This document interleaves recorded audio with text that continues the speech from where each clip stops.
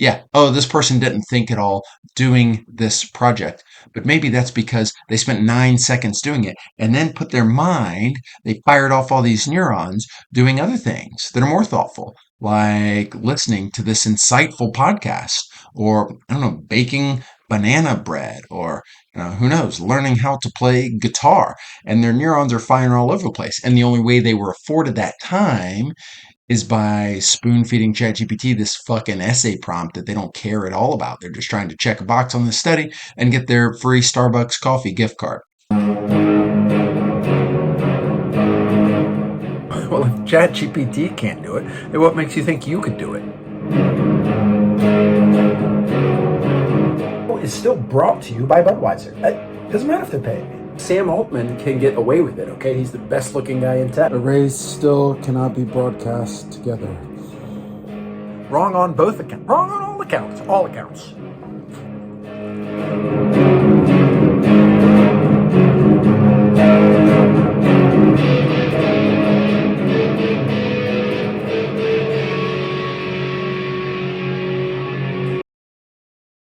Ladies and gentlemen, welcome to the stage, data comedian Evan Wimpy. Hey everybody, welcome to the Dirty Data Show. For those of you that are on video, you can tell that was me. It was me introducing myself. Ha! For those on audio, you had no idea. Just admit it. We got a solo show today. It's me, Evan Wimpy, bringing you the dirtiest in data and analytics. Today, I've got 3 stories. The second two were kind of similar. If they were embeddings in a vector database, they would have a very very high cosine similarity. Yeah, it's basically the same story. It's just repeated again. So I'll do those 3 stories, and maybe I'll rant and rave a little bit about domestic life. I live domestic life. I'm domesticated, even some would say, despite my bad boy, wild man persona. Quite domesticated. Like the dog that just barks a lot. Anyways, first story for today in data and analytics. Actually, a recap. First story from last week was the illusion of thinking. Apple came out with their hit piece about AI doesn't, large language models don't really think. They're not doing deep thinking. They're just doing matrix multiplication to do pattern matching on their trained data. Well, when it comes to the illusion of thinking, how about us? Us meat LLMs, us humans. Are we really thinking? Well, not if we're using actual LLMs. At least that's what a pre-read of an MIT study says. This is pre-release. It's not yet peer-reviewed. It's not yet published. But the authors wanted to get it out there because they thought it was so goddamn important. They want it out there right away. And I want this video out there right away. So I'm putting this podcast out there because I think it's so important. So what did the MIT people do? The methodology is not clear. The paper is not published, but effectively they're asked. They have 3 groups of people, pretty small sample size, and they're asking them to write some essays similar to what you do in the SAT. I guess today, because back in my day, you circled in a bubble. But now apparently you have to write. And so they gave 3 people a series of tasks. The first group, they said, just write this essay. The second group, they said, use Google search. The third group, they said, use ChatGPT. And there were a series of them. And they monitored their brain activity while they were doing these things and shortly thereafter. And would you believe it? The people that were engaged and writing and didn't have resources to pull from, their brain was all lighting up like a Christmas tree. They were thinking over here on the left side and thinking back here on the medulla oblongata. That doesn't do a lot of thinking, I don't think, but I couldn't think of any other part of the brain. Maybe I've been using ChatGPT too much. Now I just exhibit an illusion of thinking. But predictably, if I'm talking about this, the people that use ChatGPT to help, air quotes, help write their essays, well, they looked like a dead zombie. Their brain wasn't lit up at all. The muscles in your brain, those neurons that fire when you hit Control C on a prompt and Control V into ChatGPT, and then Control C on ChatGPT's output and Control V back into the place where you're supposed to type. Well, that takes precious little brain activity. So the claim, here we are, ChatGPT lets us stop thinking. It makes us dumb. It gives us the illusion of thought. There's some nasty quotes in there about people who use ChatGPT to help them. They couldn't remember anything that they wrote about. Yeah, no shit, because they didn't read it at all. Control C, Control V. You ain't got to read nothing. Just submit. Um, I've not looked deeply into the methodology of this, and I think it's pretty predictable for those of us that have used this. If you don't think about a problem at all, SAT style essay. Yeah, I don't have to think about this. If I'm solicited to be a part of some study and all I got to do is write this essay, well, copy pasting this shit straight out of ChatGPT myself. But here's the question that's not answered in this is how long did it take them to do it? And what are the opportunity costs? Yeah, oh, this person didn't think at all doing this project, but maybe that's because they spent 9 seconds doing it and then put their mind, they fired off all these neurons doing other things that are more thoughtful, like listening to this insightful podcast or, I don't know, baking banana bread or who knows, learning how to play guitar, and their neurons are firing all over the place. And the only way they were afforded that time is by spoon feeding ChatGPT this fucking essay prompt that they don't care at all about. They're just trying to check a box on the study and get their free Starbucks coffee gift card.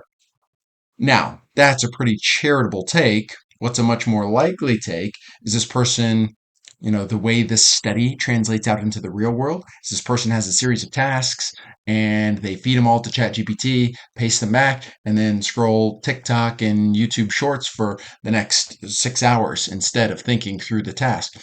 And that pace, they might not have a lot of neural activity going on in that brain. So can ChatGPT make you dumber? I think that's a little too simplistic way to put it, but it's nice to see some science coming out behind it. If you don't think about the stuff you're doing, then you're not going to get good at thinking. If you don't actually lift weights at the gym, then you're not going to get good muscles. But if you hate going to the gym and you can just swipe your card at the gym and then go play tennis and go for a swim, yeah, I thought of damn rich country club activities. I guess I sometimes do play tennis, and I sometimes do go for a swim. But play. How about play rugby or go mountain biking, rock climbing? Yeah, yeah. Then you're exercising your muscles. And swiping your card at the gym is just sure you're checking a box, some stupid thing that you have to do. So that's my poor analogy there. But I think it should be as no surprise if you don't think about things, you're not exercising your brain, then you're not firing these neurons, you're not building new neural connections, and simply spoon feeding a prompt into ChatGPT and copy pasting the output like an SAT essay. Well, yeah, you're probably not going to think too much about that. I'd love to see some similar studies where it's work that you're interested in and things that you care about or things that are meaningful to you in your work, in your life. And then, maybe people are tempted to be over reliant on ChatGPT and they see a decrease in neural activity. But I think it's not going to be nearly as extreme as the massacre that's coming out of this study, which is, a nice active brain, a brain on stimulants versus a brain on depressants. I don't actually know what drugs do to your brain. Despite going through the D.A.R.E program, I really have no idea. But I think this is your brain on drugs. This is your brain not on drugs. I think if they could have gotten the MRI imagery from this ChatGPT study out of MIT, then D.A.R.E would have been a wild success. Just kidding. There's nothing that could have made D.A.R.E a wild success. It's a success today as irony. But it's great. Way to go, MIT. Thanks for letting people know. Hey, don't rely too much on ChatGPT. It'll make you dumb as shit. Next story and story point five are some legal activities. Now, I am not a lawyer, but I do know how to copy paste legal questions into ChatGPT and turn off my brain. So sometimes I do that. But there are two AI related stories that have come out in the last week. Now, AI, these large language models, they're trained on the history of the written language. Now, not the entire history of the written language, the things that are easy to come by. You know what's easy to come by? Reddit, tweets, archive, published articles, books that have been in publication. So, there's a lot of text that's out there. And some people write this text and some people copyright their text and put it in like a book. And then AI comes along and reads it and learns and uses that to help generate their output. It trains their model. It fits their model. It sets their weights. It's just matrix multiplication. It's only the illusion of learning. But in this giant neural network architecture, then we're setting some weights based on all of this training data. And sometimes we're just straight memorizing the training data. And the people who write these books think, hey, that's my book. You can't just copy this to other people and say it was yours. And there's some legal terms about what you're allowed to do with books and what you're not allowed to do. You're allowed to read and think and write a review. You're not allowed to print and put your name as the author and go regurgitate to other people. LLMs do something somewhere in between that, probably closer to the latter. But there's a federal judge that ruled this past week on Anthropic, which is the company behind Claude, one of the big popular LLMs trained on a lot of books and copyrighted material, said, hey, they're allowed to do that. Hell yeah, you can do that. They're just, they're not causing net harm. They're not causing financial harm to the original copyrighted authors. But there was a catch. They said they pirated the books or the material, whatever the material, books, papers, publications, articles, whatever it was. They said they pirated it.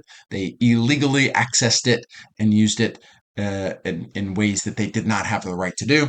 So as long as they bought and own rights to the book or writings as a consumer, then they're allowed to train their fancy large language models off of that, which is great for me. I've authored a book. It's called Predictable Jokes. It's full of some data science jokes. You should buy it. But also Anthropic should buy it, and OpenAI should buy it, and Google should buy it, and Meta should buy it, because if they're training on it, this judge now says, sure, you can train on it, you can memorize it, you can regurgitate it, you can play off of it, but what you got to do is actually buy it first instead of pirating it. So I just made 4 sales right there. Thanks, Anthropic, for buying my book. I doubt Anthropic has bought my book, and it's a great question. So if a listener can figure out, plug in some prompts to Claude or ChatGPT or your favorite LLM that are related to predictable jokes, my book. And if you haven't bought it, you can buy it. And if you don't want to buy it, it's pip installable. Just pip install predictable jokes in Python, and you've got access to all the jokes. They're open sourced right there. So clearly, I'm letting people use it. But I wonder if these LLMs actually have been trained on the jokes. Although they are predictable jokes, so even if they haven't been trained on it, they might be able to come up with the answer anyways. But that's what the federal judge said in the Anthropic case. Said Anthropic, you're not allowed to pirate shit, but once you buy it, you can use it to train your large language models. Cool. And the third story for today is exactly the same as the second story of the day. It's a legal case, and it was the machines won, the Terminators won again, the Sarah Connors lost. Although this time it wasn't the Sarah Connors losing, it was the Sarah Silvermans losing. Sarah Silverman authored a book. Um, I'd never even heard of it. Or I don't know what is it in this story. Sarah Silverman? No. High profile authors, including Sarah Silverman. Yeah, she's a fucking high profile author. If I say, let's do a little word association game, I'll say somebody's name and you say what they're famous for. Sarah Silverman. You didn't just say author, even though I primed you that she was a famous author. Well, apparently she's authored a, maybe there's another Sarah Silverman. What the hell? Whatever. She wrote a book, and now she sued Meta. Meta, of course, has created a bunch of large language models, and what level of judge is this? Major victory, a federal judge, who knows what level of court, but a federal judge ruled that Meta did not violate the law when it trained its AI tools on these books without the author's permission. Now, in this case, there was, piracy wasn't the issue, and the lawyer, Sarah Silverman, or the whatever, the group of 13 authors, high profile authors, they can't be that high profile if Sarah Silverman is like the highest of the profile. um Also, I don't read many books, so because I just have the illusion of things. I offload all my thinking to ChatGPT, anyways. Um, if so, Sarah Silverman is the highest profile of the 13 authors. Then what standing do they have? But their counsel is quoted in some of these articles. That I'm reading one from Wired. It's an AP story. It's all over the place.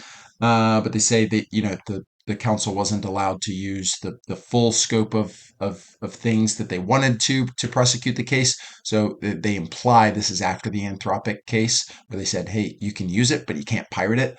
So there's nothing about piracy in this Meta case. Presumably, that would be consistent, though, with the Anthropic case, in that, yeah, you can train your large language models on this copyrighted material. You just have to have a legal right to the copyrighted material. So you have to purchase or download legally, or whatever the terms of service are, to access the copyrighted material. As long as you do that, you can train your large language models on it, which I think is a net good. I think that's good. I'm an author. I want Anthropic to at least buy my book.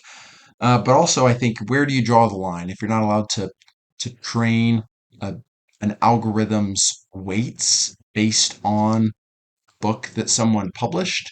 That all of a sudden limits anything that anybody can do with the text algorithmically if you're tokenizing it at all. Can you use bag of words and use that to display? Maybe if it's not for commercial purposes, like Claude would be, or like Llama would be.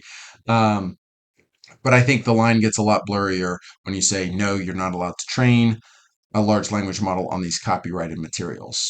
That might be a controversial statement, but what the hell? You put your book out there, somebody buys it.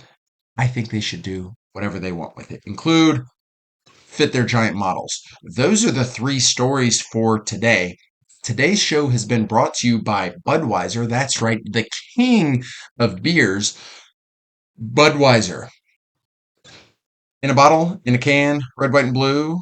Got a bunch of MLB Budweisers, and I'm about to finish off this Budweiser. I'm here in my home office. Would you believe, a year and a half ago, my spouse, I love her to death. I'm going in a lot of different directions here, but hear me out. We have Amazon Prime. Boy, there's actually a long story behind we have Amazon Prime, but we'll just leave it at that. We have Amazon Prime. We order whatever the hell we want, whenever the hell we want it. It's a disease. It's disgusting. I think they should monitor brainwaves when you're ordering, whatever pops up in your recommender in Amazon Prime, because I think that's where the brain shuts off way more than ChatGPT usage. But we get anything. So when holidays and anniversaries and birthdays roll around, what do I buy my spouse? Well, I got to get creative, because if there's anything she's ever once thought about wanting at all, she has already clicked buy on Amazon. And the hell, why not? They bring it right to your door. So easy. Um, but I took note. I took my husbandry note of one time she saw this little Harry Potter mini fridge. It's ridiculous. It's what a freshman student in whatever their dorm room in 2009 would say they want from their parents. My wife is, well, I won't say how old she is, but I'm 39 and she ain't far from it. And so she made in passing comment one time that that would be a cool thing to have. And I locked it in my husbandry brain. And one Christmas I got it for her, and she wrapped her arms around me and she said, what a fantastic gift this is. I'm so happy that you remember this. I love it. And it was unwrapped for 18 months. Unwrapped. I found it in a closet, and looking for other shit that I had lost. And I thought, hey, sweetie, would you like this Harry Potter mini fridge? And I say mini fridge, I don't mean like a mini fridge. If there's a micro fridge, maybe that's a thing. It can hold like 6 beers. It's super tiny. I don't dare show off the rest of my office, but it's sitting right here. I'm touching it right now. I'm touching a Harry Potter micro fridge. And you know what it has in it? It has my next ice cold Budweiser. That's what it has in it. Because for 18 months, this thing sat in effectively in storage in the back of a closet, just waiting to be found. There's probably a Harry Potter analogy there. I don't, not too familiar with books or movies, but then they like leave something around, and it's a wand, maybe. I don't know. A potion? Yeah, it's Professor Snape's potion, just hiding back in the closet, waiting to be found. I don't know what the hell. But anyways, it's right here. It keeps my drinks nice and cold. It opens. You don't need any magic spells. Excelsior. Sometimes you can say magic spells just if you want to. And then boom, you got a nice cold Budweiser King of Beers. Not going to be very productive now that I have this mini fridge, micro fridge, nano fridge, even right here next to me. That's all for the Dirty Data Show. Can't wait to see you next time. Let's laugh at AI together. Robot.